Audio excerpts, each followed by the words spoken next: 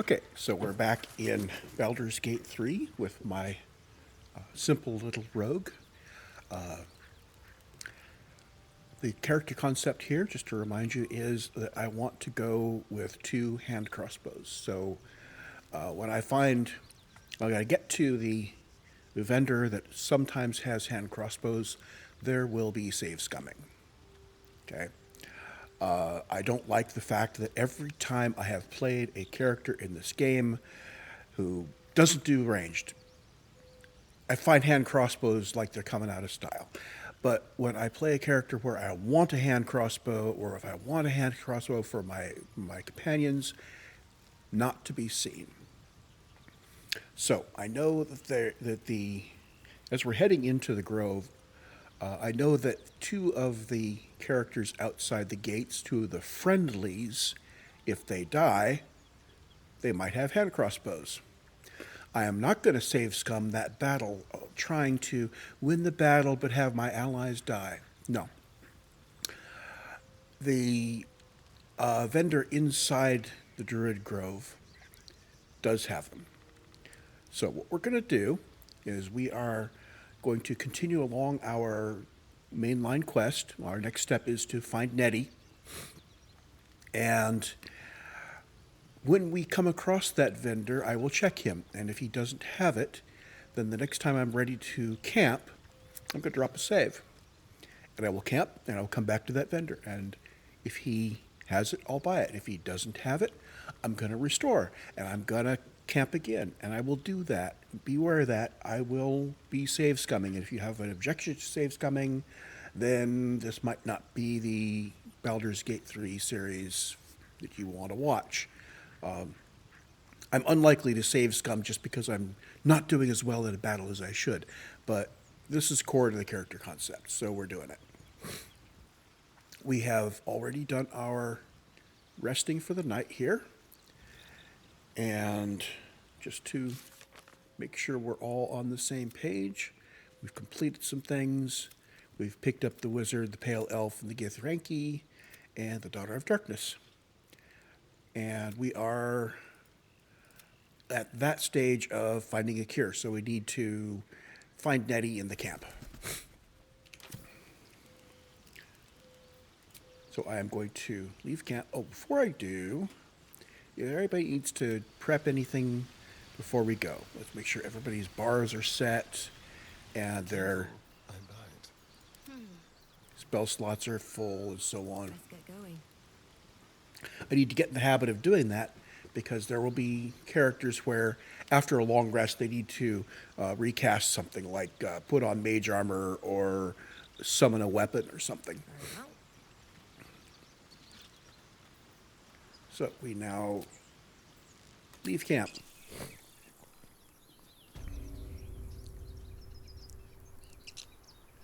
Okay, so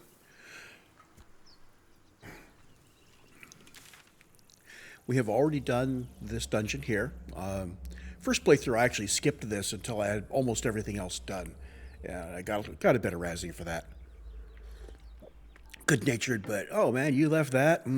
Okay, so on our map we have a hidden cache over here that was mentioned in something we picked up, and our quest heads north. So what I'm going to do is look on my map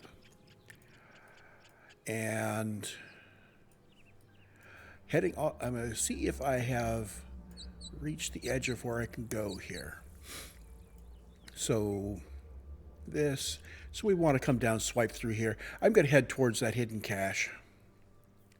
So from where we are, I want to head west, then north, then west, kind of along there like that.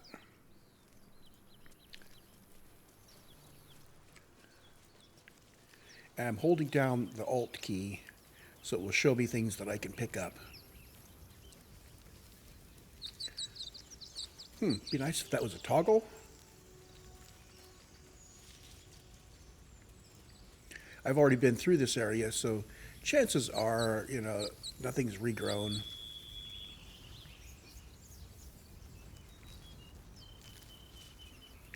So here's down here. This is where we picked up Lizelle.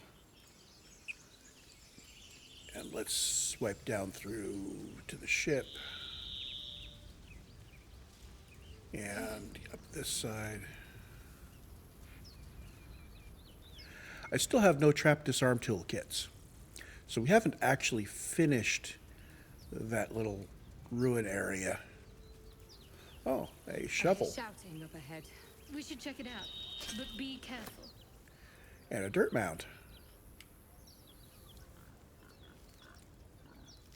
Apparently, it can't do two things at once, and it was having me dig while that little byplay about shouting going on up ahead. So I'm going to stealth up the party and put Lizelle in the lead.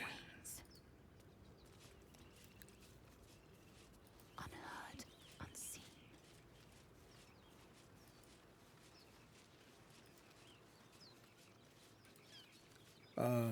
I think I hear something off to the left.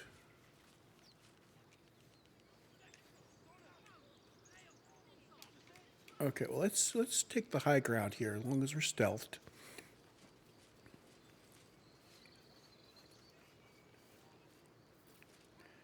So at the moment we have 2 rogues. So we can take advantage of that.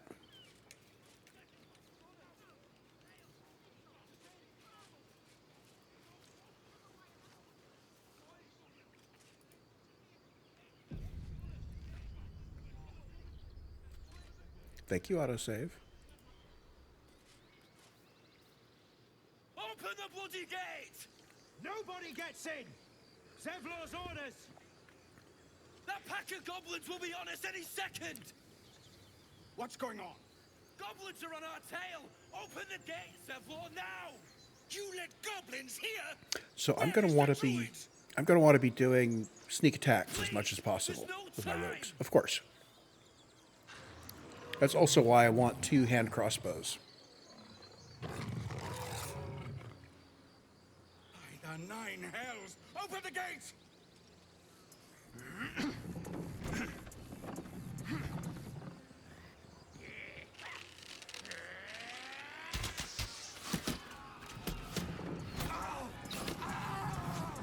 Get him! No!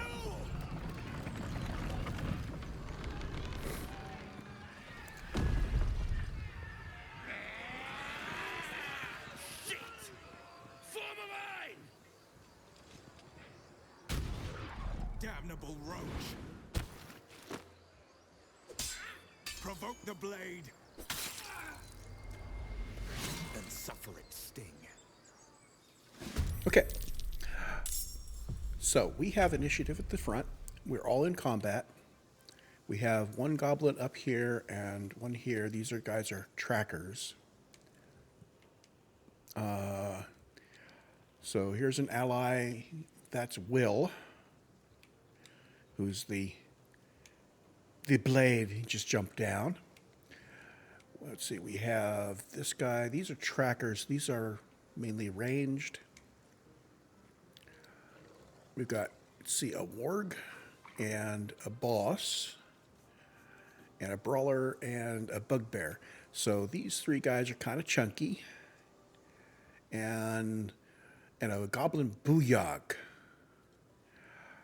So he's got a staff on it. He looks like a shaman type. In friendlies, we've got an archer, and Eridan looks like a charge in and club him kind of a guy, and Barth is kind of a sword and board guy. Okay. And up above, we've got Zevlor, who's fairly high level. I'm not a tactician, but I do know how to play a few of my characters.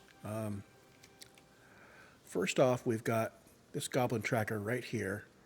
He's not threatened, interestingly enough, which means I do not believe that I can get a sneak attack on him, but let's try. This looks to be like they're within melee range, so I'm going to use my sneak attack. Picked it up specifically. Got him. So if I just used a normal attack, the game probably would have popped up a little thing saying, do you want a sneak attack? But Anyway, so there's that, and now I want to put him in position to do more of those. So I'm going to bring him out to the edge, but I'm going to sneak. I'm going to cunning action hide. It's a bonus action, and going to give him the second best. So right there is where I want my main character. So I'm going to put him over here. And nobody's looking up here yet. They will be in a moment.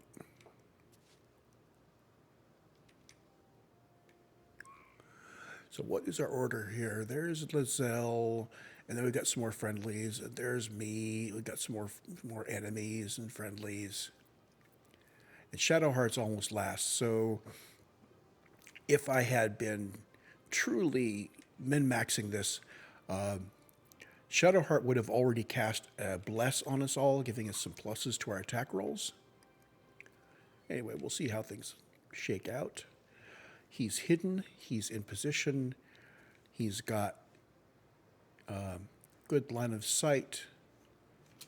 And he's in the second best position in my estimation. Okay, so our Githyanki chick, she's going to come down and attack him with melee. That way, if she doesn't kill him outright, he will be threatened, and I will be able to get a sneak attack from one of my other characters. Assuming he doesn't move off, but if he does that, he's likely to collect an attack of opportunity.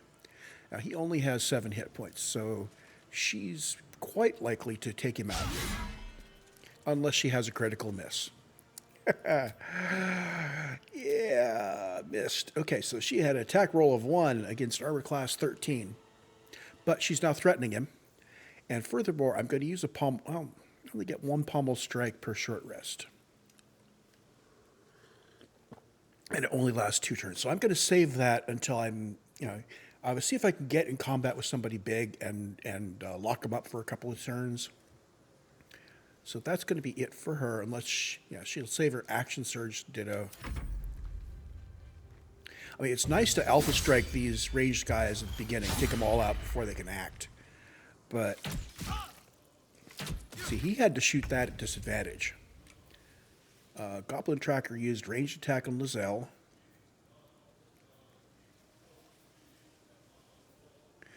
So his attack roll was a d20 disadvantage. We rolled a 15 at disadvantage, so fair go. So now me. I am not yet stealthed. I am going to... Oh, I don't have enough movement.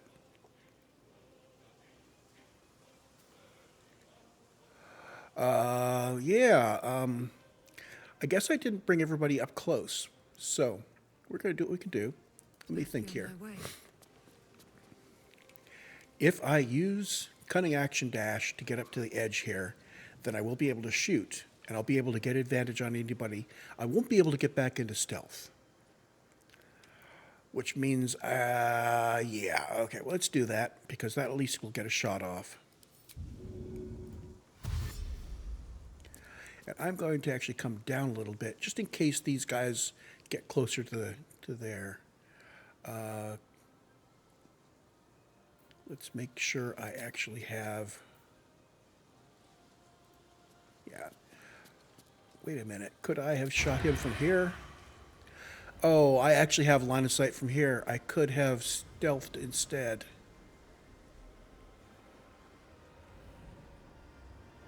Oh, no matter. Cancel that. And I am moving to here. And now we sneak attack. I moved too close to him. Oh, that was foolish. Okay, well, if I'm that close...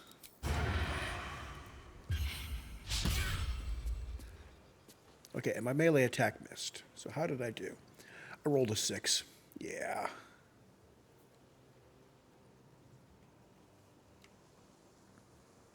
And that's it for me.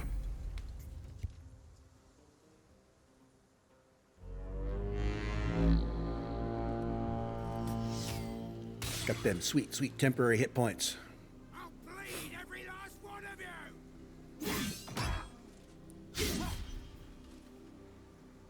So for the next 5 turns, we've got 8 friendly temporary hit points.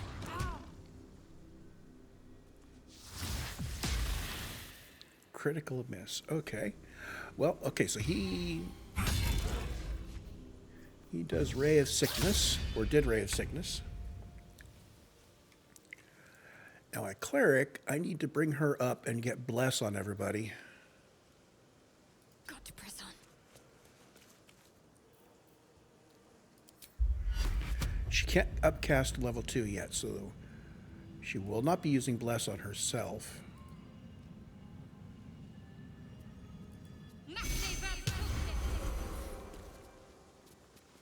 And nobody needs healing, but she really, she hopes not to get hit, because if she does, she loses concentration. So I think I'm going to put Shield of Faith on myself. That's a bonus action. It's probably better used... Oh, you fool. I do this all the time. So, Bless is a concentration spell. So is Shield of Faith.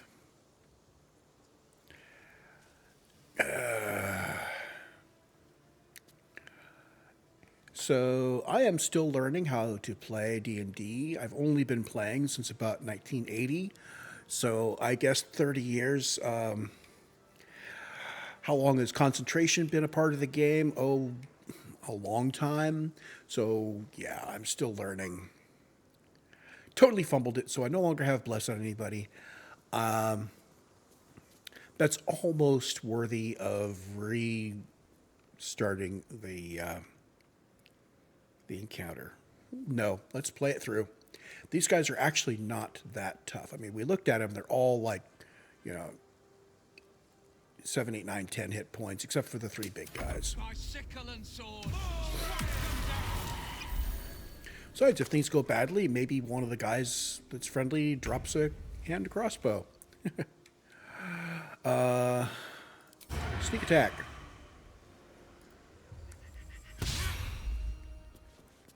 Oh, come on. Critical miss?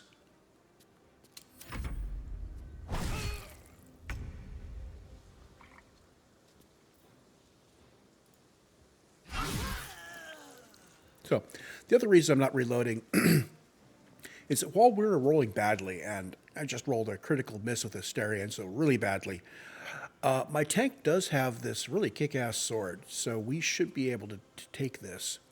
And her next thing is to get to this guy. So I'm going to see if I can do a pommel strike on the Booyog. And that worked. So the Booyog won't be casting next turn. He's got 2 turns of dazed.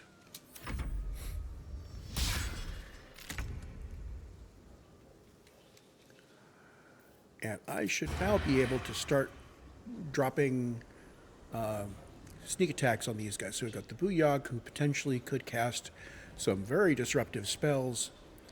We've got the Goblin Boss, who's just a big chunky guy, and a Brawler. We've got a Bugbear, who's going to be doing a lot of damage to whoever he attacks. And we've got a Warg. I'm going to start with the guys on this end. Okay, he's down. So now I should be able to move and sneak. What are our cones like? Okay, so at this point, I can't be sure of being able to stay hidden anywhere. But I'm going to give a shot. As long as everything is threatened, I don't need to be stealthed up, but it'd be nice. So we're going to start by cunning action hide. Risk being in open view. And then I'm going to come down to there. Gets me a little closer to the action in case I want to run in and sword people to death.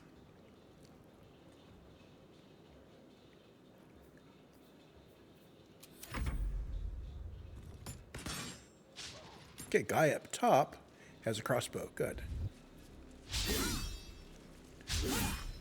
Okay, so I'm rolling badly, and so are they. He got 2 critical misses in a row.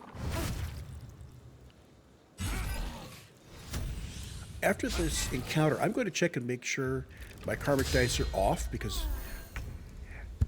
I don't like the idea of it saying, oh, you've had too many losses in a row, let's give you a win, or vice versa. You've had too many wins in a row, let's screw you with your next roll. So she has, she's blown her ability to be helpful. I could cast another bless at this point, using up her last spell slot. Yeah, I did give her a crossbow. I'm gonna do that. She won't be able to heal, but we aren't particularly taking a lot of damage. And with the way we're rolling,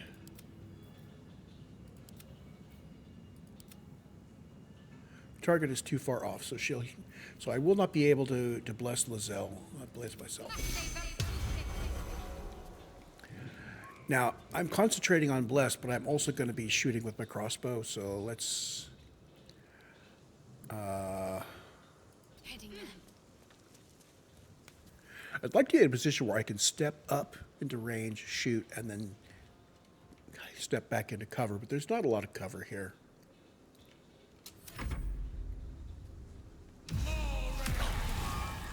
Okay, so Will has this Arms of Hadar thing. What's that? Arms of Hadar is a spell, does 2d6 damage, and if they make their strength save, they take half damage, and if they fail their save, they can't use their reactions, which means they won't be able to do attack of opportunity or anything like that. I never know what reactions things might have, but he's going to be dead soon anyway.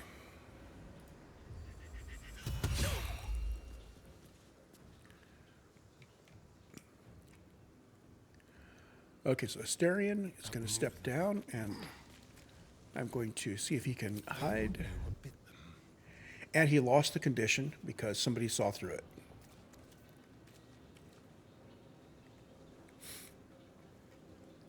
And I also seem to have lost my stealth. That's all right.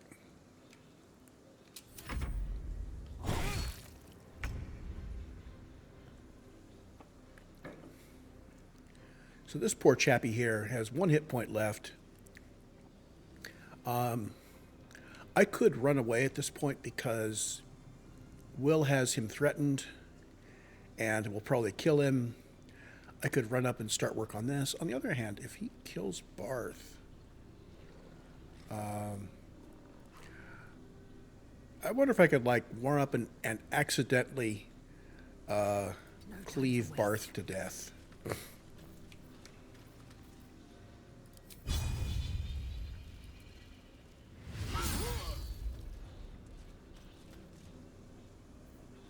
Okay, so I guess cleave doesn't do damage to friendlies. Okay.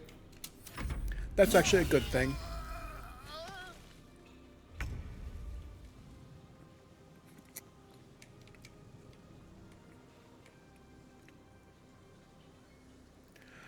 I could let these guys fight it out.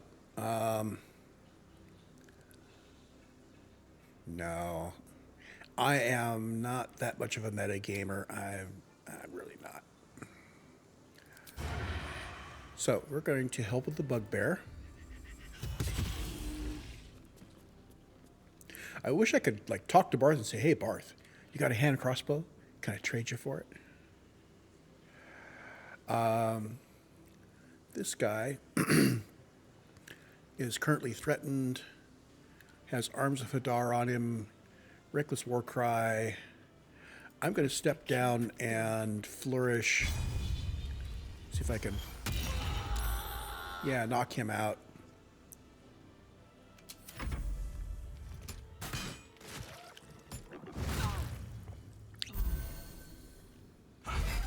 So flourish looks good. Basically thump stuff. Going to review that so I can seal it in my head as a thing that works.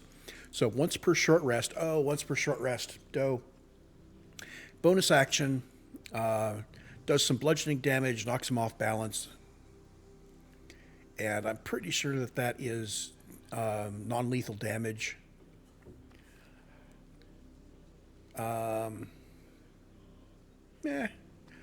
That's again, flourish is something I'm going to want to save for important important targets. Okay, so our little cleric here with no spells left could finish off the goblin boss that's knocked out. Or she could. It's out of range. He's dead.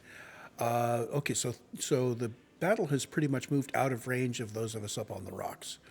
So let's finish off this guy. No, let's not. Let's miss our shot. And then I'm going to run down in as far as I can go.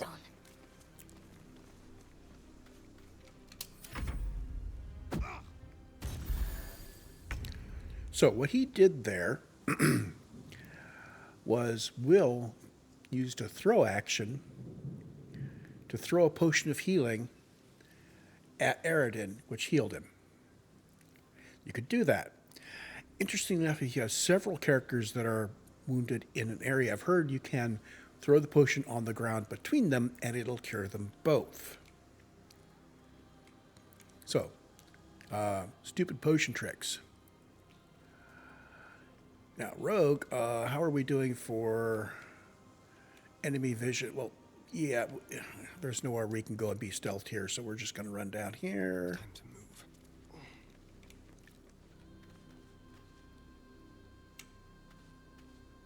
So the boss is still just knocked out. I was hoping that Will would like finish off the boss, but we're going to take care of that.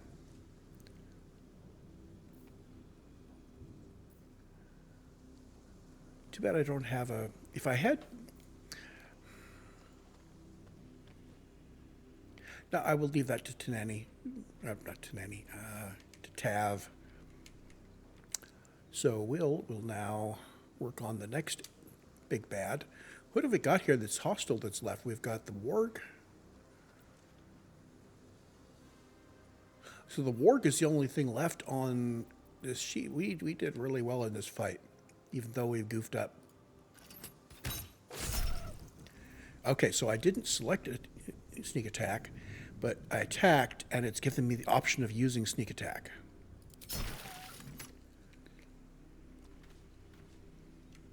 So that's how I will play it when I don't... I'm not going to demand a sneak attack, but I'll still be able to get them. Oh, and he has bite, vampire bite. I didn't notice this pop up on his thing. So when he's in melee, he can suck the blood from a living creature to gain... Let's look at the whole thing here. So I bite, target takes 2 to 8 piercing. If it's sleeping or I'm hiding, it takes no damage. And if the target is humanoid, I become happy and my target becomes bloodless. So if he attacked me at night, he could bite me while I was sleeping. He would heal up a bit. He would become happy and I would become bloodless, which would mean that I would have -1 on my attack throws, saving throws, and most ability checks until that condition went away. I'm not sure how long that bloodless condition stays. Oh, until long rests. So if he did that to me at night, I think we've already been through this, and if I let him bite me until the next long rest, I'm -1 to everything. And he's +1 to everything. So, yeah, I'm not going to let him bite my party members. That's just not on. So what can he do? As a bonus action, he could hide, which would be useless. I can use dash. Can I get up here? I can't get up there, but I can get over that direction. And Lizelle is going to charge in. And she's going to bring out the big stuff because the warg is the last thing there. That was the last of them. Inside! All of you! More may follow! Open the gate! They were tenacious, Inspiration gained. Press P to view. other than bloodshed. So what have we got? Lizelle was inspired because we ensured all of the Grove's defenders survived the first Goblin assault. So we got an inspiration point for that. Well, if any of them had gone down, we stood a fairly good chance of getting a hand crossbow, so that's kind of a nice alternative. And Asterion still is inspired from when we cheesed our way into the chapel. Looting the bodies. Let's start from the top. What's hiding here? I don't think goblins ever actually have hand crossbows. I think they all have these goblin bows. I'm sure we would have noticed if someone was breaking out a hand crossbow during the fight. Didn't see any of the friendlies use them, so they might not have had them either. Okay, so we picked up Gloves of Power. So on a melee hit, possibly inflict a 1d4 penalty to the target's attack rolls and saving throws, and +1 to sleight of hand. Well, that's a Tav thing. So +1 to my sleight of hand, yay. And if I get into melee, then maybe they'll get a minus to their attack rolls and saving throws. So that's cool. See, that through that, those are all junk. So you can mark stuff as wares, and when you're talking to a vendor, you can sell your wares very quickly. One button. Feel like we're being watched. Booyak has a ritual staff, which is just a cool looking staff with no pluses. Scroll of grease and gold. Take all. Oh, we've got this guy and these guys down here. I didn't remember seeing him at all.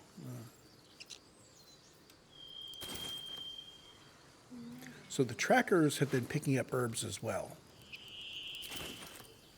That's another reason to loot everything, is you never know what you're going to find. Even some boxes, you'll like do box after box after box, and so many of them are empty and have junk, and then you hit one and it's got like, 3 trap kits. Okay, Brawler. He had a scimitar. Something the matter? I can't loot Shadowheart.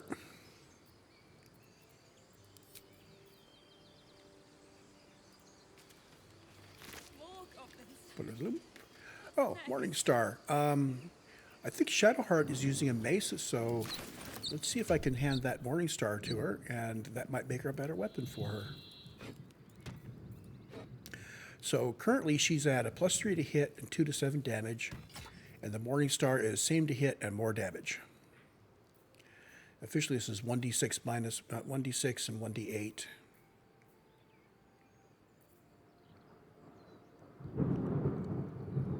I think that the pop-up here is showing the damage as if I were using. So if I were using this, I would have much less damage with the mace than the Morningstar. So I would never use maces. I'm a rogue. I'm a true rogue. There are rogues out there that specialize in using maces. I am not one of them. And selling, we're not going to sell the Scroll of Grease. Our wizard may want to use that to learn it. Or, someday I may learn to actually use consumables during a fight. Okay. Do I want to shift weapons on anybody? I don't think so. Asterion is currently using a rapier, which means he has no offhand attack.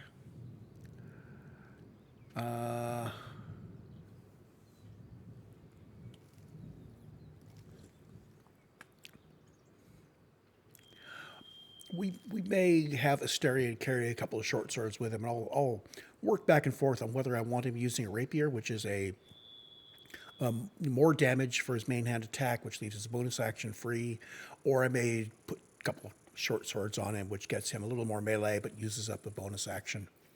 Don't know. At some point, we will be getting a second bonus action on our rogues. This may be a twin rogue playthrough. I don't know. Maybe I'll keep Asterion. I don't like the character that much. Just, he rubs me the wrong way, personally.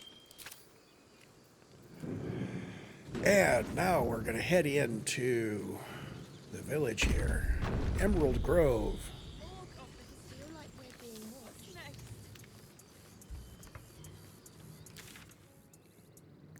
So, I still am trying to wrap my head around the scale of this map.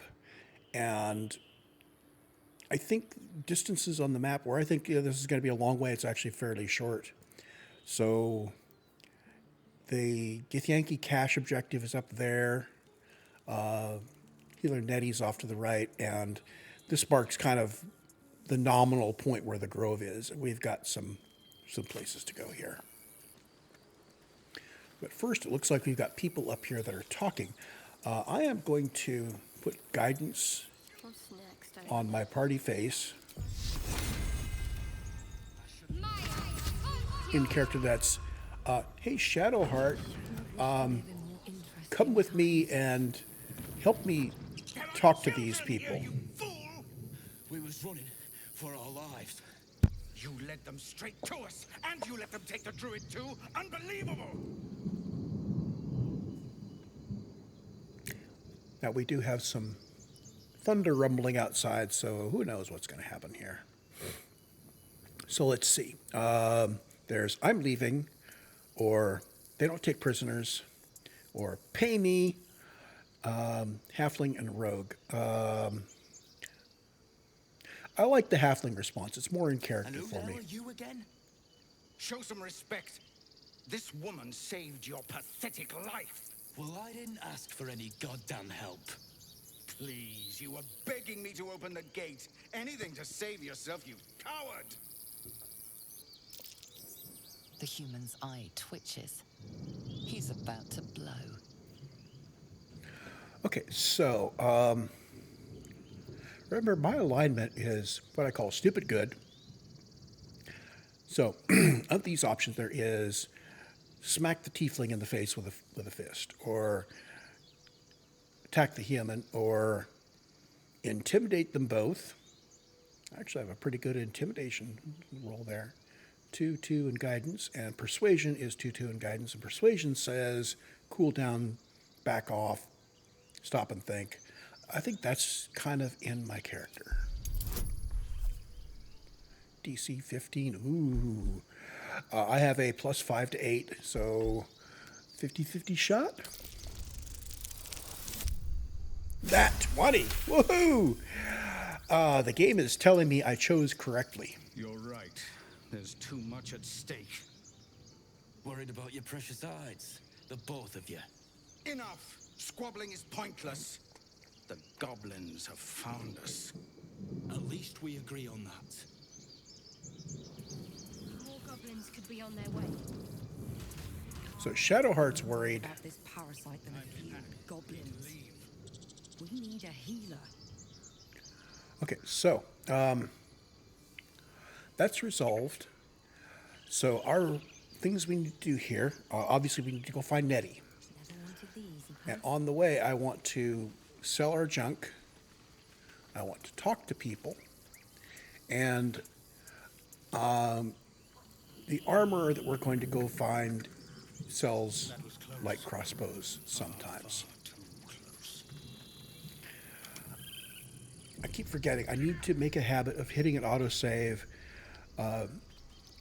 If I know something is coming up, like where I heard the voices, if we had just been running up, I would have put an autosave there. Well, we already had a save, but quick save. If I am in a position where I think combat is coming up and we could avoid it, I'm going to put a quick save in case things go really bad. If I finish a major battle like I've just done, I need to put a quick save in right there, probably even before I loot, and then just hit it over and over as we go. I have turned off cloud saves, so this is not going to chew up my precious cloud save space on Steam, which is entirely dedicated to Factorio playthroughs. I may record another Factorio playthrough one of these days. I do enjoy that game. So let's talk to Zevlor. Forgive that display. Aradin's a blowhard, but that's no cause for me to join him. Thank you for your help out there. I'm Zevlor. Where do I get armor in his colors? We're looking at these people. This is like MMO Motley, where everybody is wearing just random crap they picked up. This is, maybe a little bit coordinated, but come on. I want everybody coordinated across the party. Well met. I should warn you, visitors are no longer welcome in this grove. Whatever your business, I'd see to it quickly. The Druids are forcing everyone out. This attack will only strengthen their resolve.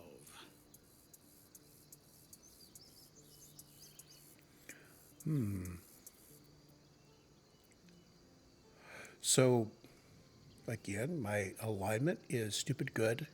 So I am going to be in character worried more about, oh no, these poor people, than There have been rushing several to advance attacks my by own. different monsters.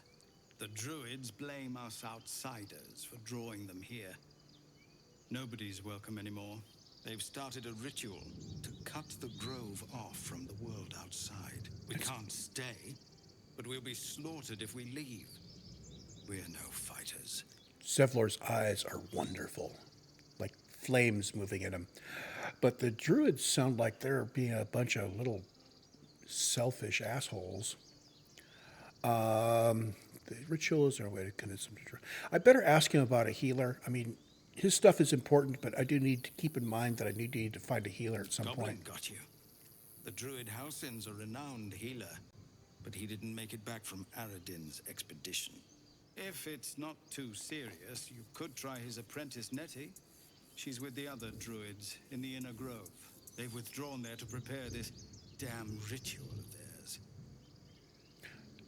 Okay, so the tieflings that had Lizelle up in a cage basically said, go talk to Nettie, as if Nettie was the awesome healer. And he's telling us that Nettie is the apprentice to Halsin. So putting these two together, what I'm getting is that people respect Nettie, and Halsin's like way above that. So Halsin may be the high tier healer that we need, but we'll check with Nettie. Now we can ask him about convincing the Druids to stop the ritual. Korga, their new first Druid, won't even see me. You, though? I know it's not your business, but she owes you for saving this place. Perhaps you could persuade her. For more time to prepare, if nothing else. Okay, I will. So, this is what I do, and check the reactions of my companions.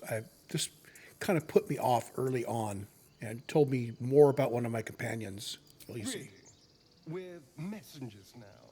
We'd owe you a great debt. If we're forced to leave now, we won't make it to the city. You'll find the Druids at the heart of the grove. Please, make them see sense before more lives are lost. So that one comment from Asterion told me more about his character than anything else I've seen so far. I will not have him in the party as soon as I can form a decent party that doesn't include him. Anyway, we have a level up. Yay! In fact, let's go back to camp, and that will allow me to shuffle the party around. I believe I have a wizard in the camp that needs a level up as well. Everybody levels up at once, pretty much. Notice I said go back to camp. I didn't say long rest yet. So, without any spoilers, let's see. What can I do to level up? Well, obviously, I had chosen to do Thief. Let's take a look. Our alternate is our Thief. Thief gets an additional bonus action every round and resistance to falling. So if I fall off someplace high, I take less damage. That's great. Arcane Trickster goes into some spell casting. So I get a couple cantrips, a couple spells, Another spell I can learn, and subclass features. You get the Mage Hand automatically, and you get a level 1 spell slots, 2 level 1 spell slots, and I think you learn 3 spells and 2 cantrips. It's kind of cool. I may send Asterion down that line. He's got 13 int wisdom, so if I can punch those up by 1, it means he might make a decent caster rogue. I won't normally have him in the party, but that might come in handy situationally, so I could bring him into the party situationally. And Assassin is the other interesting way I want to try to play a rogue. It doesn't get the extra bonus action, but check this out. If somebody hasn't acted in combat yet, I've got advantage, which means right at the beginning of combat, I have a better chance to hit. If the character's surprised, then every hit is a critical hit.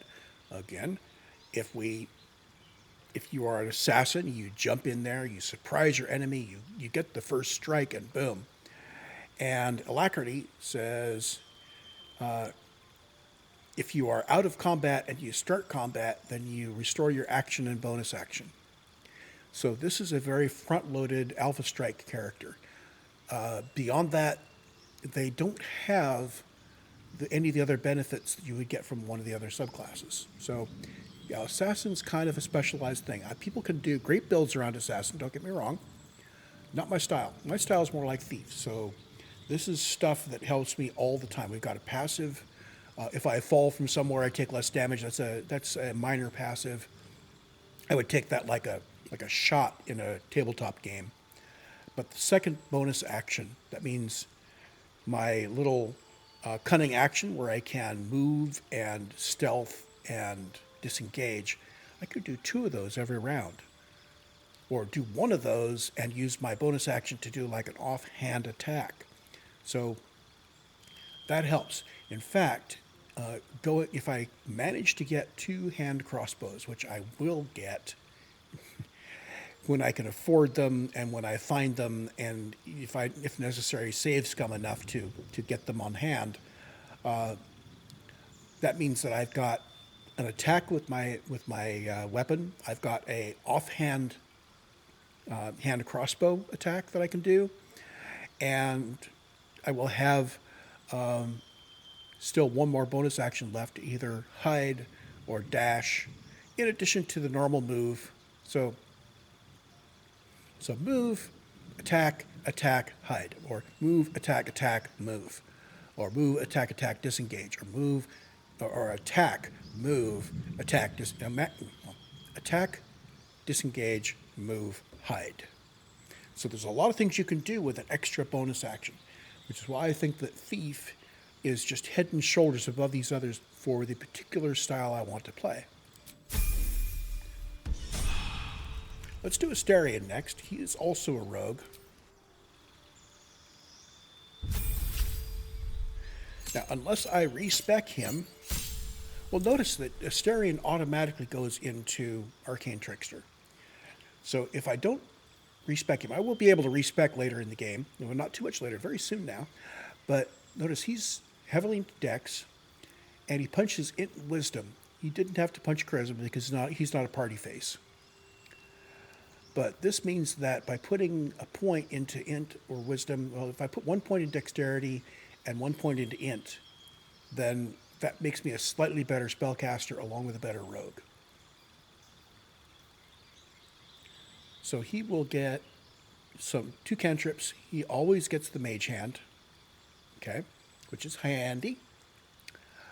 He'll get 2 cantrips, 2 spells, and a 3rd spell, and he gets 2 spell slots. We already saw that elsewhere. Oh, I didn't realize this could scroll. Arcane Trickster, health. Yeah. Okay, so let's pick some cantrips. We've got Mage Hand already. He does decent damage. Kind of handy for him to use True Strike, but that's only on his next attack roll. So he would use True Strike as an action 1 turn, and the next turn he would get, advantage. Well, contrast this. What if I attacked this turn and attacked next turn? So if I attack this turn and I attack next turn, I get 2 attack rolls. If either one of them hits, I hit. If they both hit, I roll twice for damage. Versus this turn, I cast True Strike, and the mob gets an intelligence saving throw. Let's assume it lands. If it lands, the next turn, I roll twice. If either one of those rolls hits, I hit. If both of them hit, I only hit once. So I think, my opinion, is if I can attack twice, this turn and next turn, it's better than True Strike this turn and attack next turn. So you want to use the True Strike if the thing you are going to do next turn is something you can't do every turn. For instance, breaking out a highly damaging spell out of your highest spell slot, and you don't want to use a lot of spell slots, so you use True Strike, get advantage, cast the spell, wham. Unless I go deeply into other spells, that's probably not going to be, the thing we want. He's got a number of other things. Blade Ward is an action. It's a cantrip. He can use it. It lasts 2 turns. He uses it in action, and it cuts incoming damage in half. That would allow him to kind of turtle up. Let's take a look at what spells I've got. He's an arcane trickster, which means he's not going to be getting things like Fireball and Magic Missile. He's getting Charm, Color Spray, Disguise Self, Tasha's, and Sleep. Now, of all of these, the ones that I think work best, Sleep puts people to sleep for 2 turns. Only 2 turns. I thought that lasted longer. And only up to 24 hit points. So that may not be as useful as I think it would be. Color Spray blinds people for 1 turn. Charm. I kind of don't like Charm all that much. You can't attack it while it's charmed. And when the charm goes away, they're likely to be hostile. We've got Disguise and Tasha's. Tasha's is something that lasts 10 turns, and it basically puts the creature prone. And they have to make a wisdom save. Oh, it down there, that isn't int save. That's I'm a little vague on the casting mechanics, really. But you use Tasha's on somebody, they do a wisdom save, and until they make that wisdom save, or until 10 turns, they're basically prone and doing nothing. Now, each time you damage the creature, it gets to do another wisdom save. But still, that's a lot better than having it stand up automatically and start mashing you. So I like Tasha's. I have used that tabletop to great effect. It's a lot of fun. Color Spray, Charm Person. I think I'm going to have to do this based on role-playing. And he's kind of a charming fellow, so let's go with Charm, because that's within the character that we've seen so far. And the expanded slots, we're going to get 1, and I am going to take Magic Missile, because if he's in a condition where Magic Missile makes sense, I'd like to have it. The alternative is something like, Mage Armor, if he wasn't going to wear armor. Meh.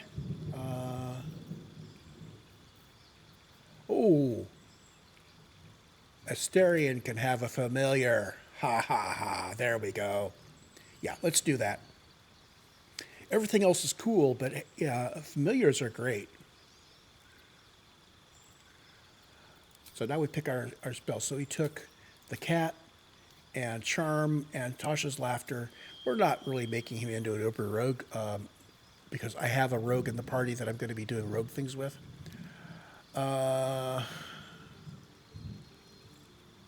What makes sense for him? How about light? He can put light on somebody who can't see. That's really useful. So light is infuse an object with an aura of light. How much light does that light up? Okay, so specifically it says here that this illuminates a 30-foot radius. It doesn't say what the radius on light is. I believe light's like 30-30.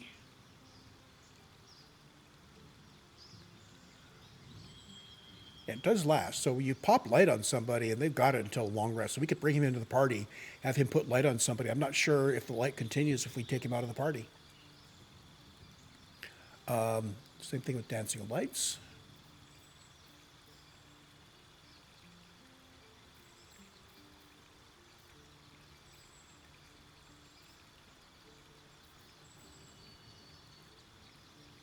Yeah, I think I'm going to put dancing lights. I want to experiment with that. So this may be a big mistake, but like I said, I'm not going to run with the Astarion in the party all the time.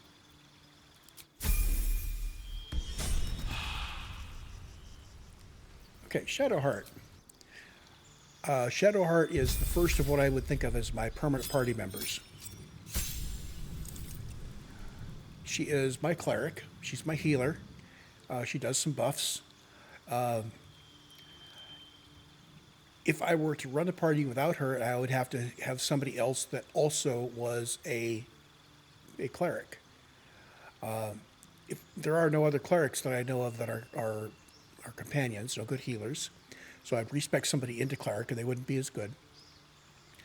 When I get a chance, I will be respecing her as a life cleric rather than a trick or domain cleric, because I want her to be buffing and healing all the time. So she gets some more spell slots. She gets a bunch more spells, and we can change her prepared spells at any time when we're not in combat. So I'm not going to mess with that quite yet. And Lizelle. Lizelle is not a permanent party member. She will be replaced by a better tank. Her stock build picks up Battle Master, which I have not yet understood. Superiority dice. I have 4 d8s. And they fuel my Battle Master maneuvers and are expended. So I have 4 8-sided dice as superiority dice that I can expend, and I gain them back on a short rest or long rest. Okay. And she learns 3 maneuvers. It doesn't say which maneuvers they would normally pick, so I have to look at these. Let's see. You strike him.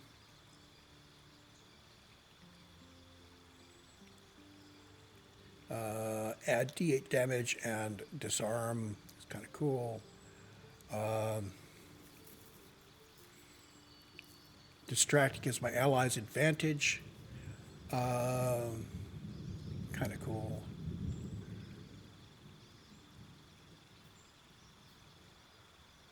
This is passive, so evade attacks by imposing disadvantage on melee attacks against you for a round. Now, is that something that I have to use as an action, or is it something I turn on? I don't know how that works.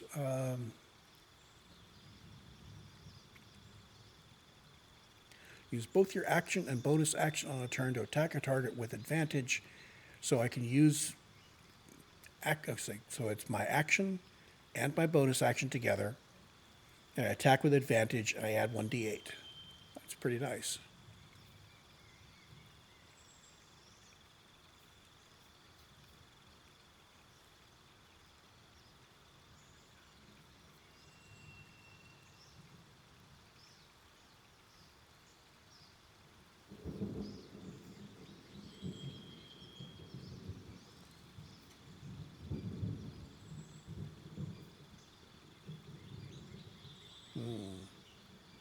All these so far are basically hitting the bar of pretty nice, but not game-changing.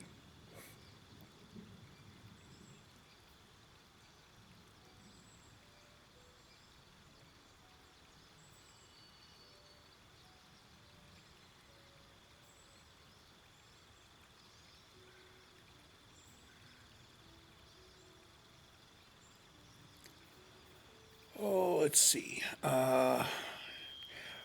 Since I'm not an expert at this, I can just pick 3 of these almost at random. I like the idea of a disarming attack because that, potentially if it's an important target, I can get them to be much less of a threat than they were. So there's the icons for disarming attacks.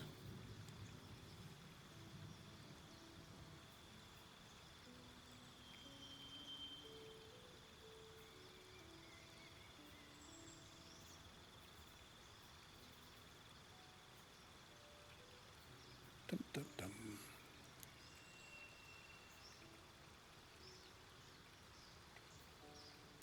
I like the idea of a precision attack. If we are attacking something that's very hard to hit, precision attack gets me a little bit better chances on it.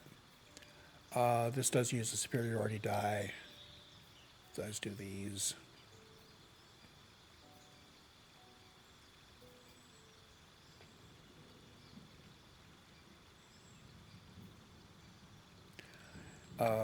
Trip attack sounds like it could be very useful.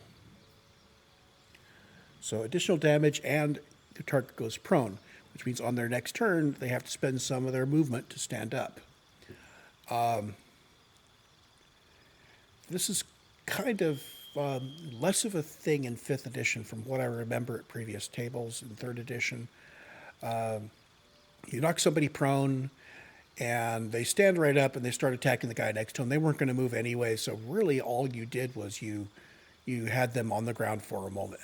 Maybe in between, when you hit them and they stood up, maybe one of your friends could do an attack on a prone opponent. Yeah, I'm not going to do that. Basic footwork. Yeah, fainting attack. So I'm in combat with somebody, I can spend a superiority die, I use my bonus action and my action, and I get advantage, and I get another 1d8. So it's kind of like, not a bad thing.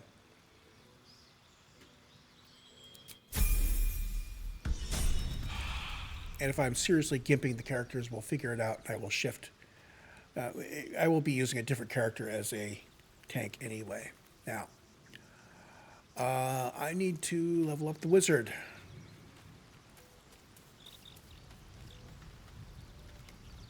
Which means I need to kick somebody out of the party to get the wizard back. We are actually fairly close to recruiting someone into the party. So who do I want to leave the party when I recruit the next guy? Well, that's going to be Asterion. So let's talk to Asterion. I need to have him stay in camp for a bit. Yes. Oh, darling, I'm hurt. I thought we had something special. I guess I'll spend my evenings lounging here while you do all the hard work. It sounds awful. Okay. The one thing I didn't do is I didn't grab everything out of his inventory. I think it was mostly clear, but I didn't check.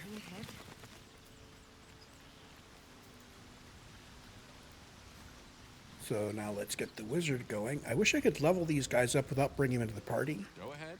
I'm listening. I'm suspecting that leaving somebody in camp, I think that maybe leaving somebody in camp might have an impact on how they feel about you. Even if you, if I leave somebody in camp and then I put them back in the party before I leave camp, does that count against me as far as how they feel about me? We all have our burdens, one way or the other. Okay, so bring him into the party. And now we can level up the wizard.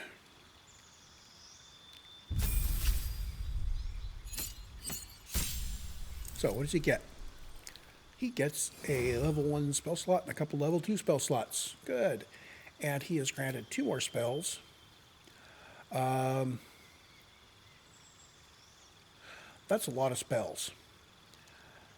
I think that people that play wizards habitually know enough about all the spells that they can look at this and they can say, well, most of these are not what I want to do, but here's what I want to do with my wizard. So I don't have that knowledge. I have to actually look at these.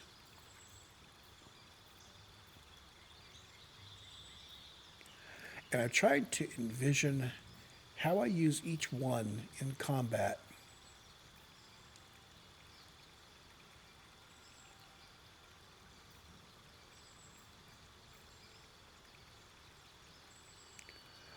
I think detect thoughts sounds like it's something that's just really useful. Unless I find something.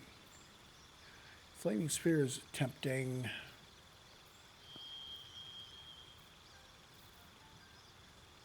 We're going to be ending up with some magic weapons fairly soon. I mean, getting to third level, you're starting to get in the range where you should see magic weapons. So I'm thinking that this is less of a concern.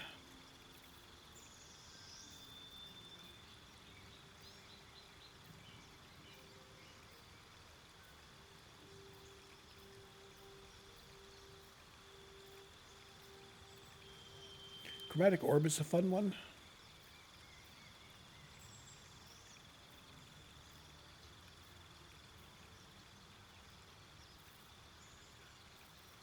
I think flaming sphere. So summon a flaming sphere that damages nearby enemies and objects.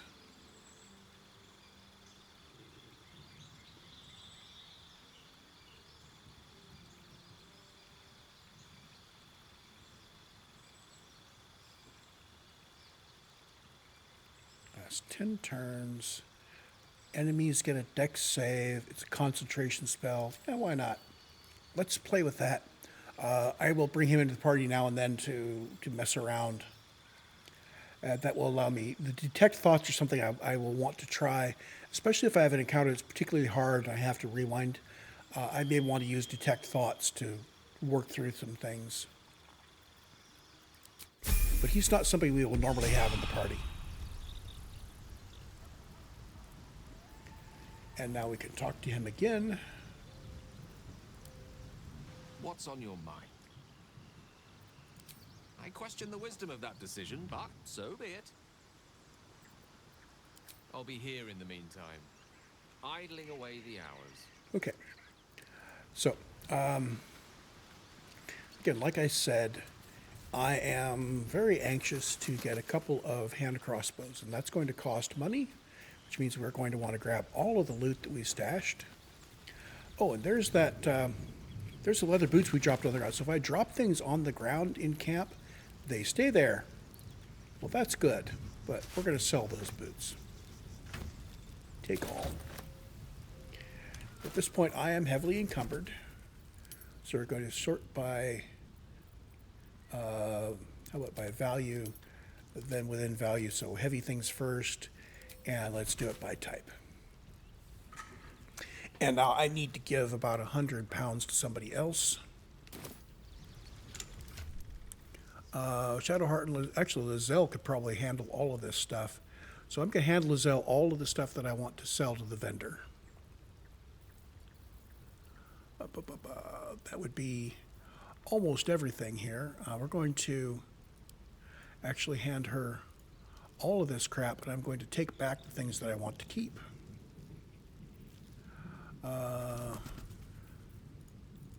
I'm not the type to sort my inventory into backpacks. Don't want to hand that to her. I can just, at this point, I can control click on things that I don't want to hand to her. That's probably easier than moving things over and moving things back.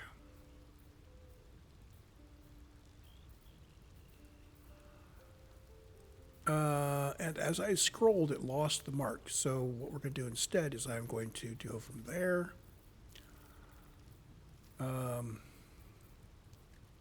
Oh, I need to keep a couple of short swords on me too. Just in case.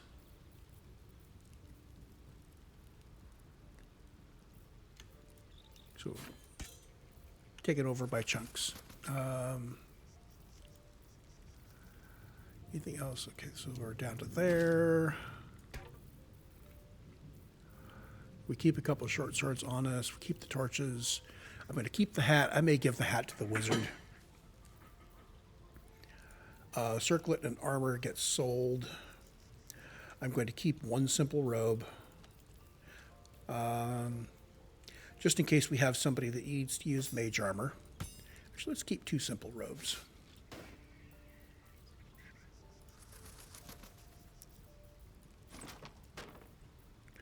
So you see her weight meter's going up. Now, the problem with having this set to 4 is that it pushes these up, and I can't see the weight. We can see the little arrow though, so I guess that's okay. Any of these books, things we want to actually keep.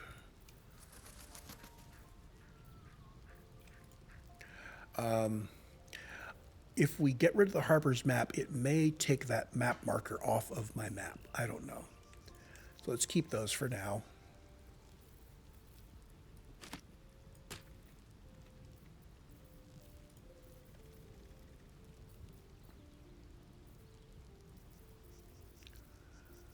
So now we're down into the junk stuff. There are some things we're going to want to keep, but by and large, everything here is go away. So the things we are going to keep are the rope. I'm going to go ahead and sell the records. These mines, I should have 2 of them. So if you scroll down and the top goes off, it stops marking them. Okay, so we're just going to not scroll. So on this panel, I think all of that gets sold.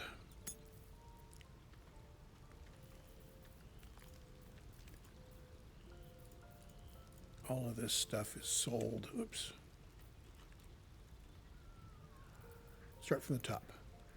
Sell, sell. I never remember to use my consumables, so I'm just going to sell them so I get the gold out of them. The scrolls I need to send to the wizard. And the way I do that for now is I am going to drop them back in the camp area.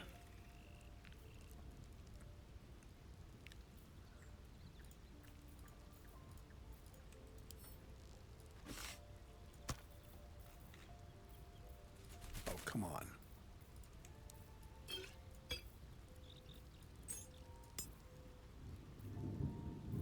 We've decided to keep that stuff and that.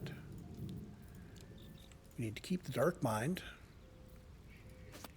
All the consumables and throwables, like I said, I always forget to use those, so I might as well just sell them. I think that gets me down to just the stuff I want to keep.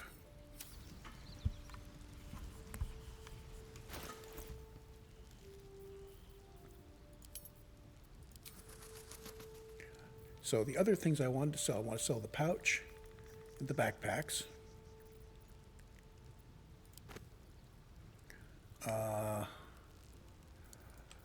We're going to toss those into the camp chest and those into the camp chest.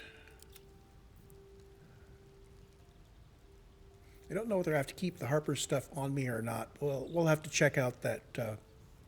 Well, I can leave these in camp, and if I need to come back and get them before I go pick up the goodies, then we can do that.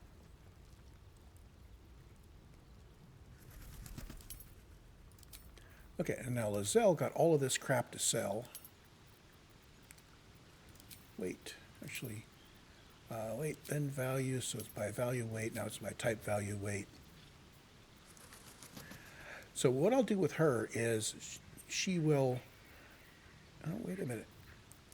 I don't know if prices are different depending on who talks to the vendor. So what I'm going to do is pull stuff from her back over to my main character to sell it. And we'll do those by category. And we don't have to worry about that until we get there.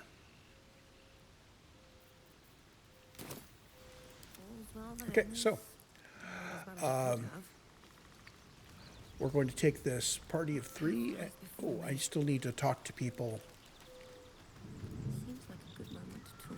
Not this one, nor this one, and this one are less worthy still.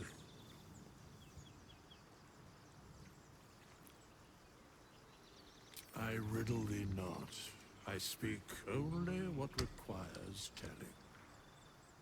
Beyond mortal realms, there doth exist an amalgamation of spirits akin to thine own, ensnared by the treacherous cult of the Absolute, felled in its name. They bear great discontentment with their destiny. For a mere pittance of coin, I might summon the worthiest among them to lend aid to thy undertaking.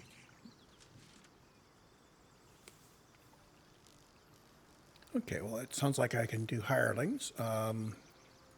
Most willingly, forsooth.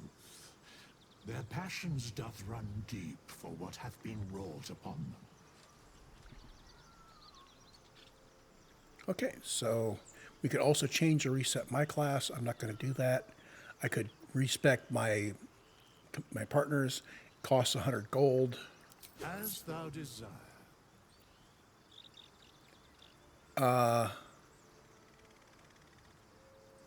Wait, what?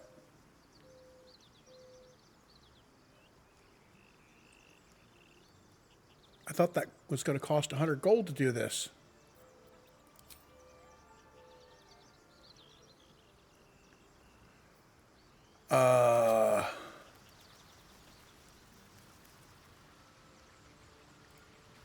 Fate spins along. Dost thou require a new ally? Okay. Or mayhaps a I am going to have to go back and check what that prompt was, because now we're getting the this costs 100 gold thing. So it looks like your first respec is free. Well, that's kind of cool.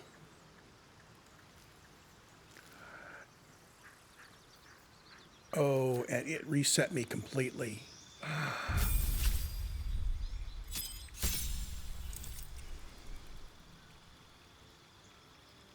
Oh boy. Okay, so I need to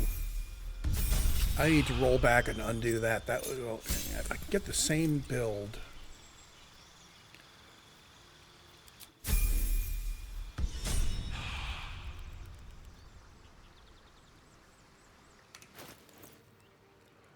I think it came out the same. We still have our light crossbow, 2 short swords.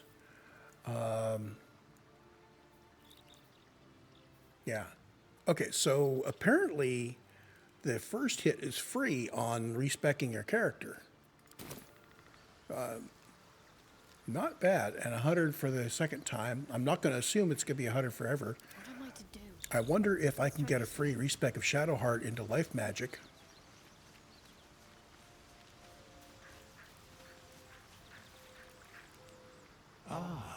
I shall be here in thy camp, for whenever thou hast need of my services. So Shadowheart going to cost her 100. I'm going to reload.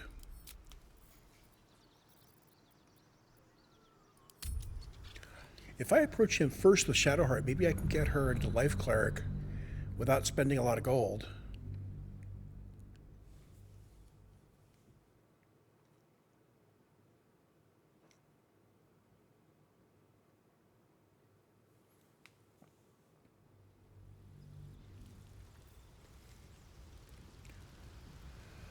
Okay, so everybody is leveled up. Grab Shadowheart, go talk to Withers.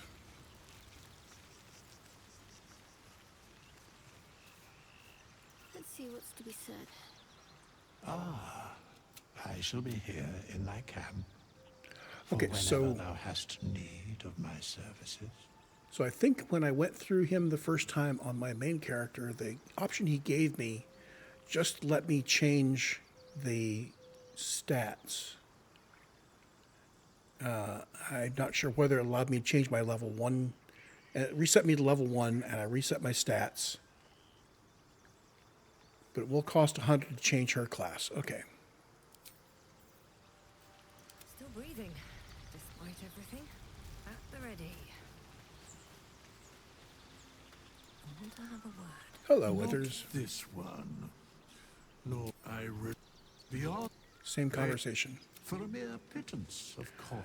Okay, change or reset my I might class. summon the worthiest among I hit that, to lend aid and to it thy put me back at undertaking. level 1. As thou desire. Let's look at that screen again. Because this is free. It rolled me all the way back to level 1. And I could change abilities, I could change class, and that's it. And that changes my level 1 class. So for instance, I could say, make me a warlock today. And this is one time only.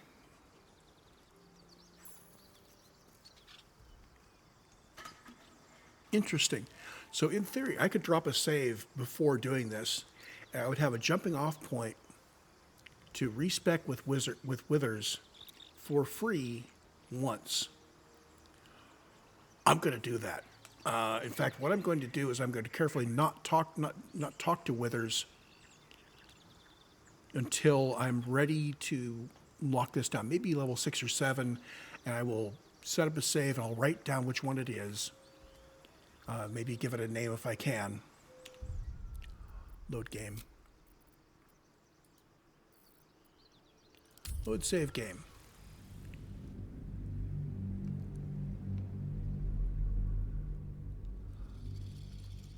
And what I will do is periodically I will check back with withers and make sure this option is available and save on top of this. This is going to be a special named save, which will be a point where I can respec my main character for free.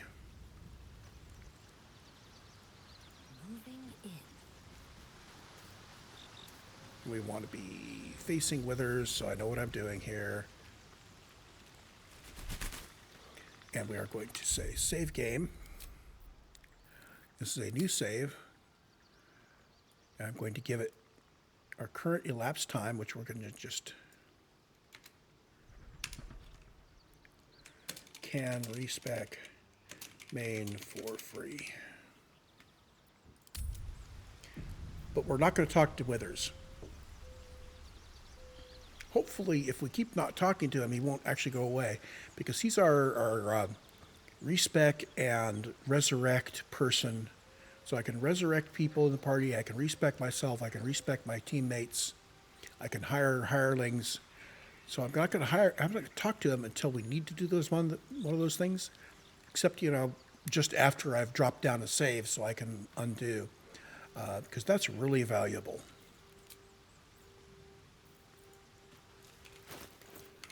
So I think all that stuff I did in the inventory before is now gone. So I think what I'm going to do,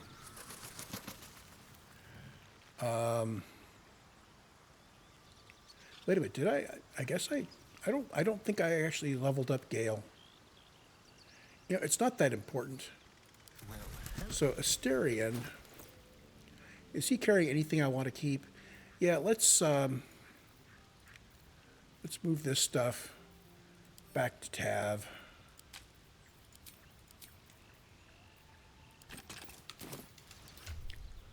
Hey, Asterion, you don't need a weapon. You don't need any inventory. I will leave your bags on you because that doesn't help me to have those. You've got some nice padded armor, but that's yours. Okay. Over there. I need a quick word. We're going to kick Asterion out of the party. We're going to grab all the inventory. Oh, hello. What can I do for you? Oh, darling, I'm hurt. It sounds... There. I can't slow down.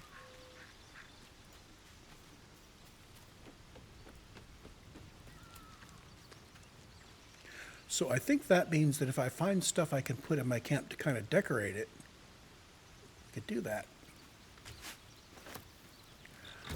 If I find more boxes, I might be able to put stuff in boxes rather than having everything in one box.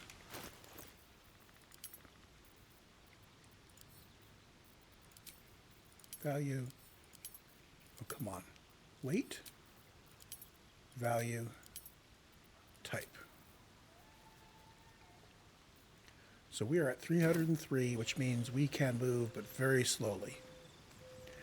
I'm thinking I'm just going to deal with it, and what I'm going to do is I'm going to crawl down to the vendor in the town and just work right out of Tav's inventory.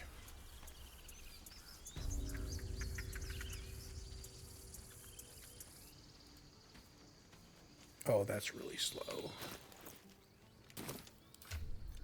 Okay, so maybe it's better if I hand all the weapons off to Lizelle. Have her carry those while we go down to the vendor. We are still encumbered.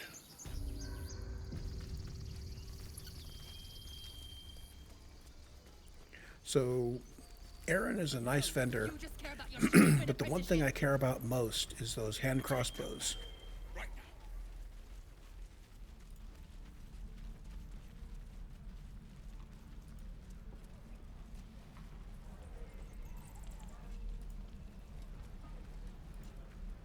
The bloody goblin. Arca, no. Cannon didn't deserve this. Okay, we will deal with Arca later. I think that situation doesn't resolve itself. But she's after vengeance on a goblin. Okay.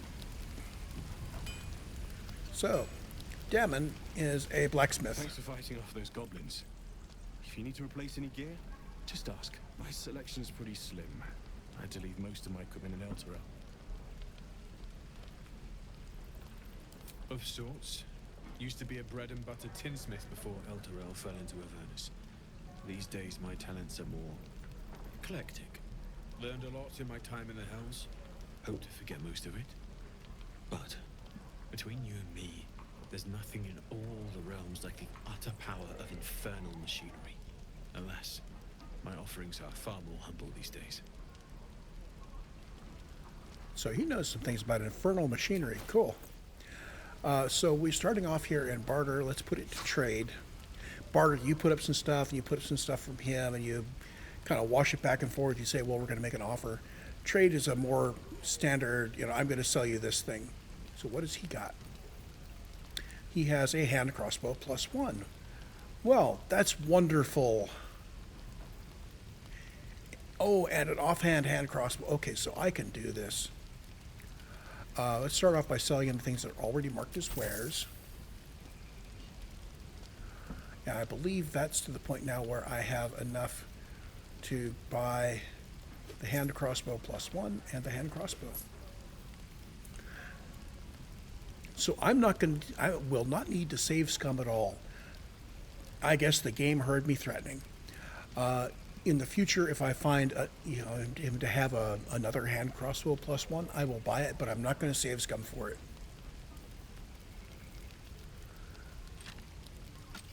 And there's the +1. And now we're looking for the hand crossbow. There we go. That was easier than I really expected. So now we just need to sell him all of our crap. And then see about what else we want to do. So now we sort by weight, by value, and by type. And I'm going to mark a bunch of things that I want to sell. First, the spare packs and the consumables that I will never remember to use. I will leave the scrolls for the wizard. I may need a light crossbow shortly. I'll hold on to it. I'm going to hold on to 1 leather armor and 2 simple robes. Keep those in the camp chest if I'm not going to use them shortly. And the rest of this stuff is... Well, we can use shift-click on most of this. The Harper's map. There's a Harper's book in here somewhere. There it is. Those are all wares. Starting from here, let's mark all those as wares, and the things that are not,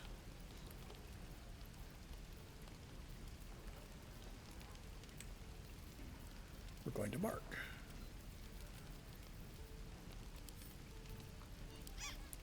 So I need to be careful. If I mark too many things as wares, I won't be able to sell the wares all in one go. So let's do that much. Looking for steel? I have, well, something close. Yeah, something close to steel. So we are selling the wares, and we picked up a whole bunch of gold, And this is what we have left. And I can just start clicking on this stuff now to sell it.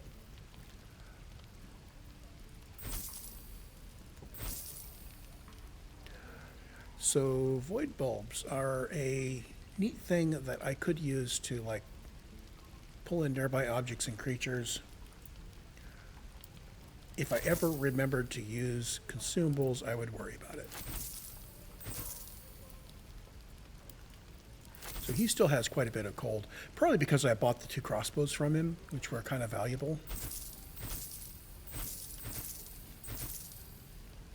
Harper's map, Harper's book, leather armor, clothing, hat, crossbow, lights, thieves' tools, revivify, scrolls. Okay, so there's that. Now we want to look at him and say, we've got 708 gold. What do we want to buy from him? Well, he's got a nice +1 short sword that I could use when I'm in melee. More importantly, I have padded armor +1 that I can pick up. It's kind of expensive, but totally worth it because I need to be a little tougher.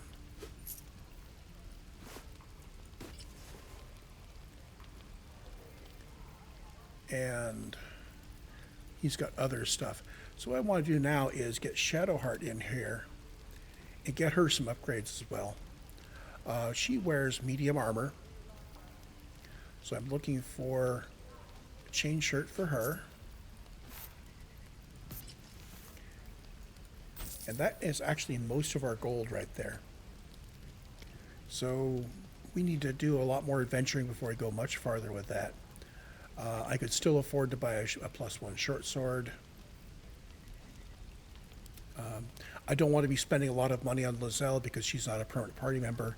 So basically it's looking at Shadowheart and Tav and deciding what I can do to make them more effective. If she is in melee combat, I definitely would benefit from having that short sword.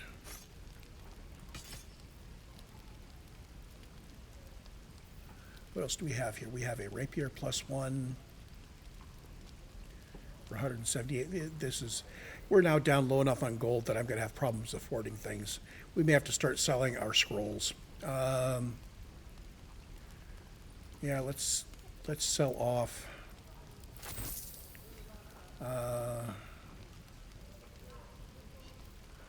If I sell a scroll, it means that our wizard won't be able to cast it or learn it. Wizard is not a permanent party member, so that's not a priority anymore. Boom, done. Now we have a little bit of gold to work with.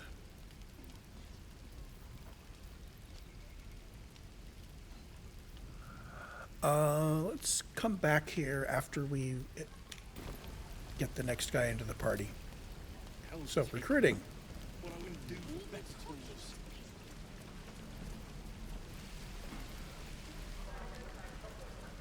So we kind of came down here. This isn't where you would normally go, at least it's not where I went. If you're organically coming in here, you're going to see the vendor at the top, and you're going to talk to him, and then you're going to head on in directly into the area up here. It's kind of the obvious path. Refugees, adventurers, no one in years, and suddenly we're overwhelmed. Well met. And thank you for beating back those goblins. Most brave of you. Is there anything you need? Act fast if you do. The ritual will be complete before too long.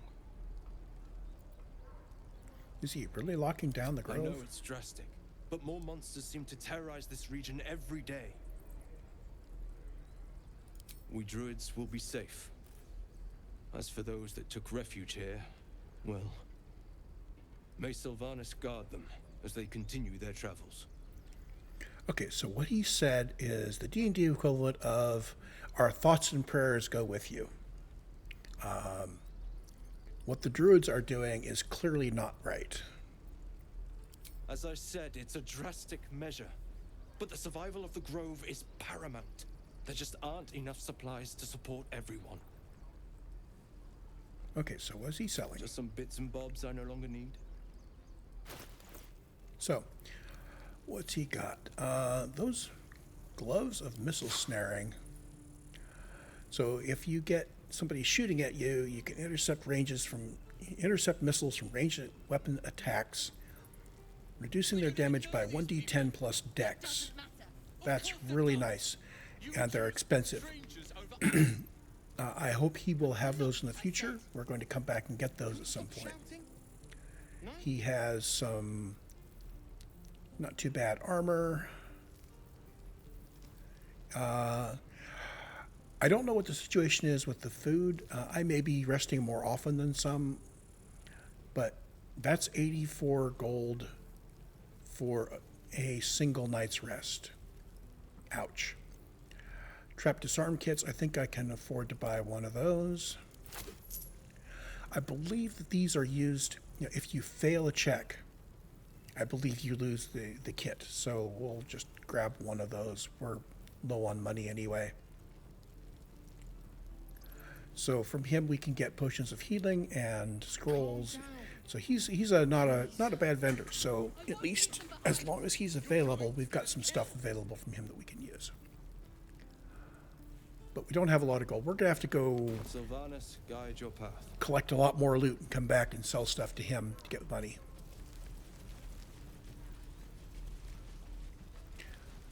Now there are people that would say that with a thief rogue like this, I ought to be able to come out here alone and sneak up and steal stuff from him. Not that kind of player, not that kind of character. So there's Will. He was an ally outside. Go on. Let's talk with him. Give me your best shot.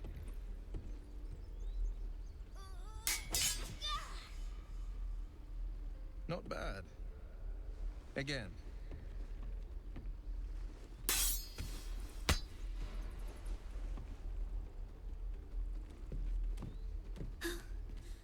I can't do it.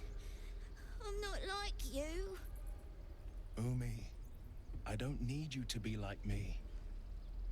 You just have to buy enough time to run. Come on. I believe in you. You can do this. You're on the Be a right little supportive path, Umi. here. Go on now. Practice what you've learned. Well met. The blade of frontiers at your... The man's smile bends downward, and his thoughts become yours. You are the blade of frontiers racing through the wastes of Avernus. Just ahead, a diabolical figure, red skin, single curled horn, blazes with flame, bloodied great axe held. Hell's great fires. You were on the ship.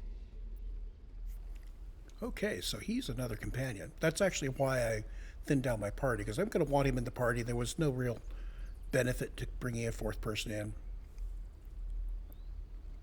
in. Doomed to shed our skin and become a lithid, or so the stories go. But we haven't sprouted any tentacles. Not yet, anyway. Could just be good luck. I'm not so... Your minds collide once more. Will chases the fiend ignited with rancor. She is an infernal war devil. A threat to the living. Evil incarnate. Shit! You saw her. Advocatus Diaboli. Advocatus Diaboli. A devil's advocate. A champion in the blood war between diabolical forces and demons. Okay. So we could ask who she is. We could ask him about where he was hunting. Neg him a little bit, or... I think we would be most concerned about, do you think she'll bring the blood war to Faerun? That ship sailed the Styx already. All I can hope for is to limit the damage. So blood war's Her here. name is Karlak, an archdevil soldier I swore on my good eye to kill. I tracked her through the hells to the Mind Flayer ship, but the damned Illithids infected me before I could end her. She's out there now, preying on the innocent. I don't kill her, she'll leave behind nothing but a trail of corpses. She sounds like a real baddie. But I think we're going to partner up to do something positive. We'll probably help him with her also, but mainly I want the basis of our relationship to be the positive thing we're doing, which is cure the infection. A worthy ally, perhaps. But I'll waste no time chasing devils while a tadpole feasts on our skulls. I've seen your people in battle. I reckon you are no mere warrior, but a god's damned army. I'd be a fool to let you turn your back. Pledge me your talents, and I'll pledge you mine. I'll presume that's Githyanki for yes. Now let's move. The famous Blade of Frontiers in the flesh. Clever, this hero act you've got going. Hero, Blade. Name strangers gave me. My friends call me Will. Excellent. If we ever become friends, I'll know what to call you. Okay. So we now have Will in the party. Apparently, Will likes everybody, it looks like. That doesn't matter. He's got a level up coming, and I probably didn't save gold to buy him good stuff. Can we stop shouting? No? But let's see here. Will is a... Well, let's take a look at him. Will is level 1 warlock. He's been using his rapier. I think we saw him cast a couple of spells during combat. I am thinking that he's going to be a melee-oriented warlock. And yes, those exist. So, his level up to level 2, he's gaining a warlock spell slot, a pact slot, and a spell, and a replace a spell. So, like I said, he is a melee-oriented warlock, but he will be doing all the warlock stuff normally. So, replace spell gives me a chance to look at his spells. Currently he has Armor of Agathis and Arms of Hadar. Well, I want Hex because basically you hex somebody as a bonus action, and then as long as you hold concentration, any of your attacks get a plus 1d6. That's really great. Love Hex. The other spell I want to pick up eventually is Hellish Rebuke. I could, in fact, use Replace Spell to get it now. I would have to give up either gain 5 temporary hit points or the Arms of Hadar, which is a really nice little necrotic thing. I'm going to be getting away from Arms of Hadar. Let's replace Arms of Hadar with Hellish Rebuke. So that says that as long as I have that pact slot available, if somebody does damage to me, I can send them 2 to 20 fire damage back. And if they save on a dex save, then they only take half damage. Well, that's great.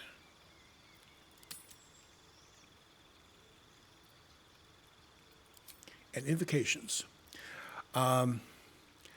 If a warlock is using Eldritch Blast, and if you aren't using Eldritch Blast, why are you a warlock? Agonizing Blast is, I think, mandatory because you're high charisma, and this just flat out adds your charisma plus to your Eldritch Blast that you're going to be using like a ranger uses a bow. He's melee oriented, which means he needs armor. Armor of Shadows is his way of getting mage armor. He could get Beast Speech instead. I would have to then keep him in light armor that's good. The alternative is mage armor and boost his armor class with things like what do they call it? Wrist pieces. So if he's using Armor of Shadows, that's going to be 10 plus his dex, which is not that great, plus any pluses from things. I'm thinking that we're going to keep him at armor, in light armor, instead of going with cloth armor and boosting with magic. So, Beast Speech, terribly important in this game. This gets it all the time. Now, I was toying with some I'm going to check before I do this. I'm going to see if I jump through any hoops to get beast speech over here. No, I didn't. I jumped to get speak with dead through the. So with my amulet, I got speak with dead. Oh, hold on. Unlock. I have an offhanded ranged attack and a mobile shot. And this is speak with dead, which I've already got over here. Okay. I care about our lives. Our So future. Shadowheart. No, you just care about your stupid apprenticeship. Did she jump through any hoops to get beast speech? She did not. She got turn undead and all sorts of other cool things. So yeah, Githyanki jump goes with jump, and Mage Hand goes with shove. No questions? All right. And precision attack.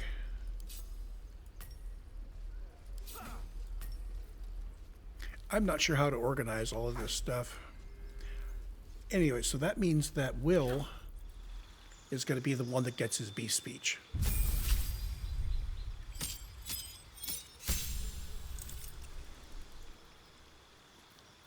So we get to start over here. We need Hex and Eldritch Invocations, Agonizing Blast, and Beach Speech. Make sure nothing else is more important. I think when we kill things, we get temporary hit points.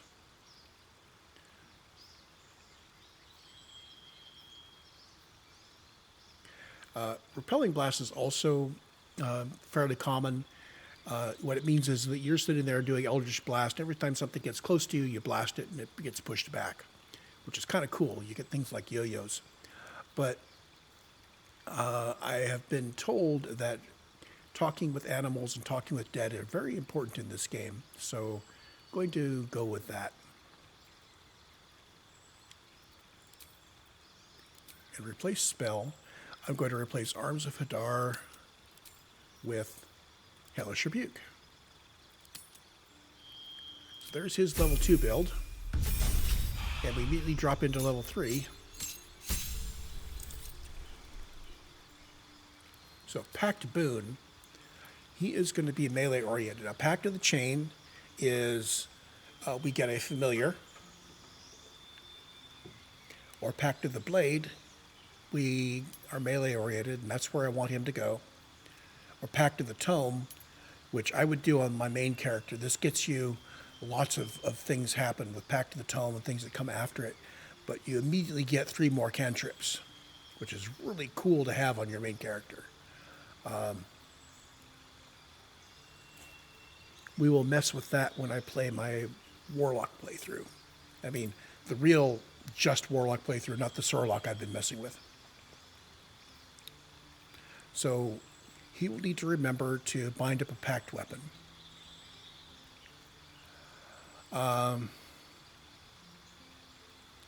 It's too bad his dexterity is so low. I am tempted to respec him, get more dex, so that he can go and use... no, we already passed that up. So he could have gone with the thing that makes him more armored. I would have had to have respec'd his numbers for that.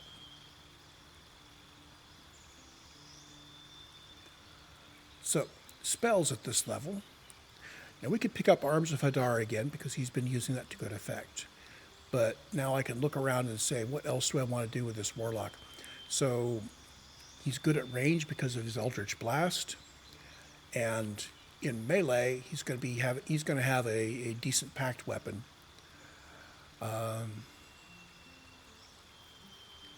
What is his options? Blind, daggers, Crown of Madness. I won't read all these off.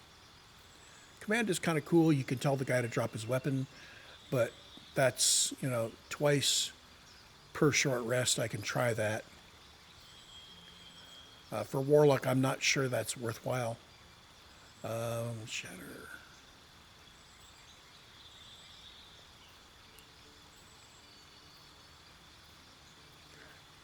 Everything put together, I think I'm going to grab Misty Step. Get his Pact Boon as Blade. And I could turn one of these in for one of these. And I don't think... I think all of these are ones I want. Armor of Agathis, especially. What this does is,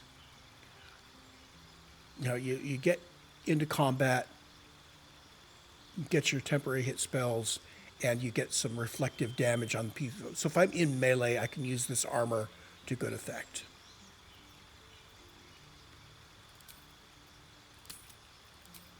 And what would I replace it with if I was going to replace it?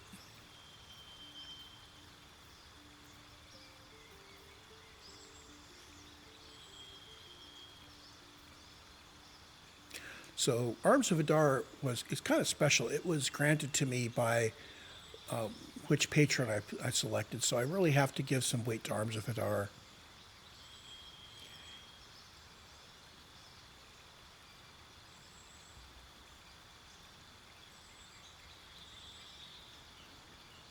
Maybe later. So there's Will. Now he needs to remember at the beginning of every long rest, he needs to remember to. Of course it does. Let's get out of audio range of these guys. That's not what I said. He needs to remember to either summon or bind his pact weapon. So as Will, let's get his bar set up. Why do I have no healing potions on Will? Split item.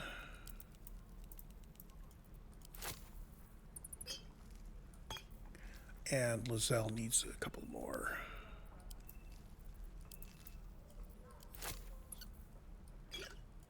There. So Will has the healing potions and Revivify. Set up his thing here. He's going to need some ranged. Now, normally you won't use that, but if he's silenced, I need a way to get that taken care of. Leave them behind. He's going to get us killed. And my party members.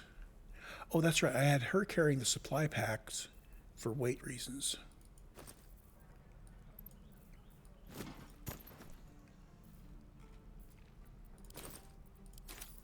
So she is carrying 20 pounds worth of camp supplies, and I am carrying 15 pounds of various ingredients. That's fine. Lizelle has a whole bunch of things we can still sell. I think I can just send those back to my main character at this point.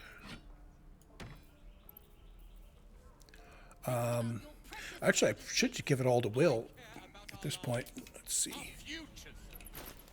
No, you just care about your stupid apprenticeship. So sort by weight, then value, then type.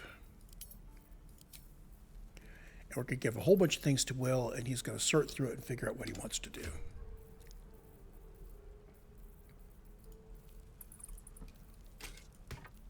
And some of it I'm going to grab back. We're going to give it all to him first.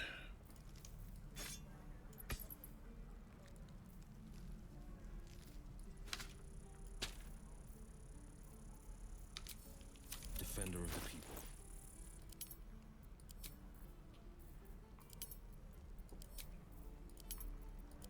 Why is this not sorting his inventory? We don't even know these people. Huh. Okay, well. Of course it does. Stuff I need to hand back. Harper's. I was keeping a robe in case he needed it. He's not going to need it. We'll sell them. Ditto the leather armor. I still want to keep a couple of short swords around. Oh, wait a minute.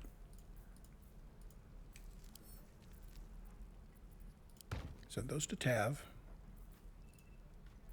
How does he look in a big floppy hat?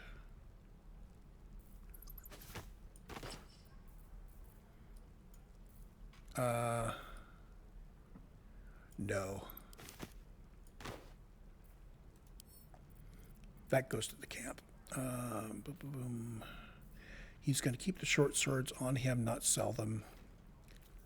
In fact, I'm going to send those to the camp. Calm down. He will be summoning a packed weapon, which is better than his rapier. You're going to get us killed. So stuff that I'm going to sell, I'm going to mark as add to wares, like that. So the next things, those add to wares, those weapons add to wares, this does that, all the way down through here. And the hymn.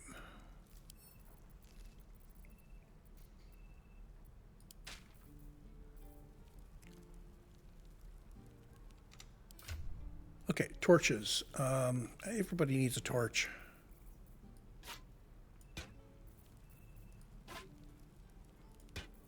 Everybody's got a torch. We have a spare one. I care about our lives, our futures. Tav can carry the spare torches. That's okay. Take that back right now. Okay, so now we're going to go talk to Aaron. Well met. Is there anything you need? Act fast if you do. Just some bits and bobs I no longer need. So trade. Sell wares. So that was a nice thing. We sold all of our wares to him and we got most of his gold. So the gloves of missile snaring I can buy and send off to Tav.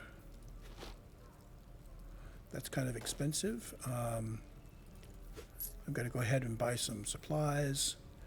So he is proficient with light armor, but not medium armor. So he's going to get some +1 padded armor to help his armor class out a little bit.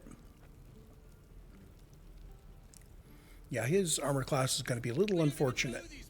Doesn't matter. Of course it does. You would choose strangers over us. That's not what I said. Can we stop shouting? No? And let's go ahead and buy the gloves. We can come back with more loot to buy other things. I suppose I could top up with some ingredients and such, but yeah.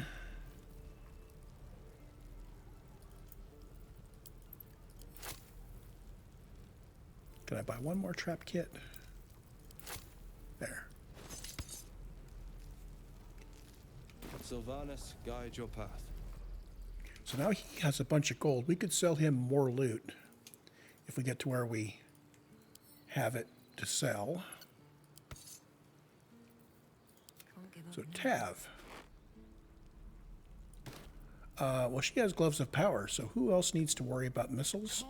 Shadowheart, really. Please. I won't leave them behind. You're going to get us killed. But now I have a few tools of each type. We're okay. These go off to the camp. I believe we're set and ready to go. Like Lizelle keeps reminding us, we really do need to talk to the healer, and she's really heavy on the whole gift thing. But first, I'm going to go talk to Nettie. I've got a long road ahead. What have we got here? We've got Nettie and Kaga and so on, and we've got the Githyanki caches up there. Let's go talk to Nettie first. Should mind my step. Nope, not that way. You know, this has been a 2-hour recording, so I am going to cut the recording here, and our next recording is going to start off with us heading towards Nettie. This is about your precious Baldur's Gate. I care about